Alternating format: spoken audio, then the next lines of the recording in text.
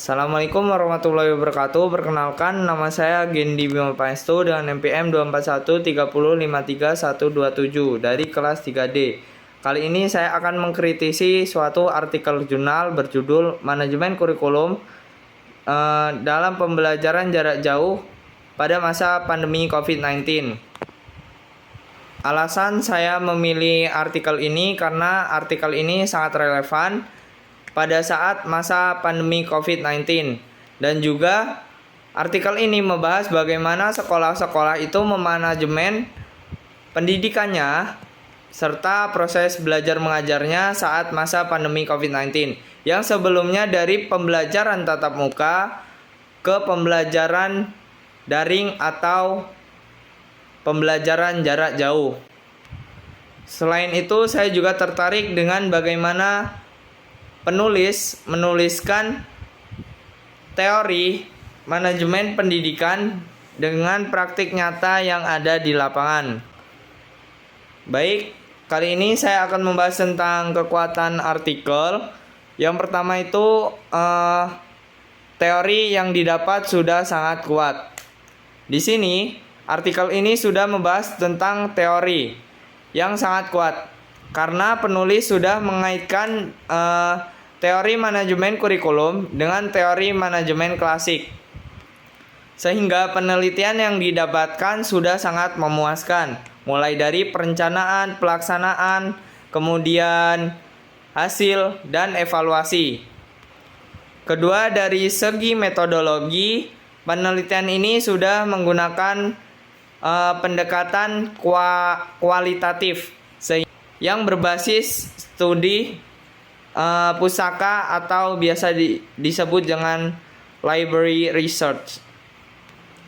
Penelitian ini sudah sangat pas atau cocok dikarenakan pada saat masa pandemi COVID-19 dibatasi pada studi lapangan atau observasi.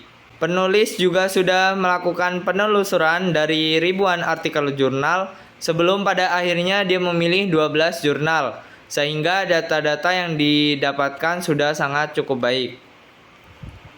Yang ketiga, ada relevansi.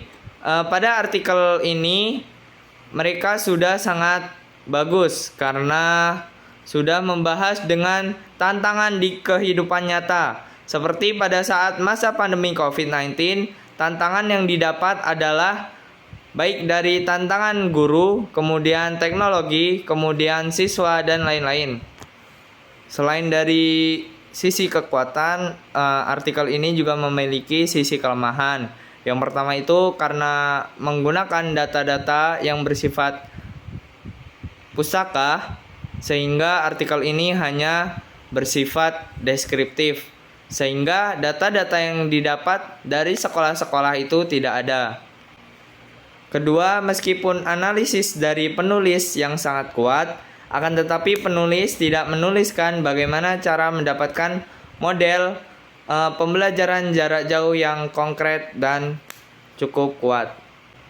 Kemudian ada relevansi artikel terhadap manajemen pendidikan di Indonesia. Artikel ini sudah sangat relevan dengan konteks manajemen pendidikan di Indonesia, terutama dalam hal bagaimana pendidikan menyesuaikan kurikulum dengan situasi darurat. Pembelajaran jarak jauh memaksa sekolah, kemudian siswa untuk lebih adaptif, kreatif, serta berinovasi dalam hal teknologi. Untuk kesimpulan dari artikel ini serta refleksi pribadi, dari artikel ini saya akan menyimpulkan bahwasanya manajemen kurikulum yang efektif tidak bisa bersifat kaku. Ia harus bisa menyesuaikan diri dengan kondisi sosial dan teknologi. Bagi saya pribadi, artikel ini membuka wawasan tentang betapa kompleksnya peran manajemen pendidikan saat menghadapi krisis. Saran saya untuk penelitian selanjutnya ialah kepada penulis agar bisa mengobservasi secara nyata bagaimana implementasi metode pembelajaran jarak jauh itu dilaksanakan, sehingga dimana kita bisa memberikan data-data yang pas, kemudian kita bisa menginovasi, serta memberikan artikel jurnal dengan data-data yang tepat. Kemudian kepada sekolah-sekolah yang lain yang masih melakukan pembelajaran jarak jauh agar bisa melakukan inovasi lagi seperti pembelajaran hybrid yang dimana itu pembelajaran yang dimana setengah online dan setengah lagi offline.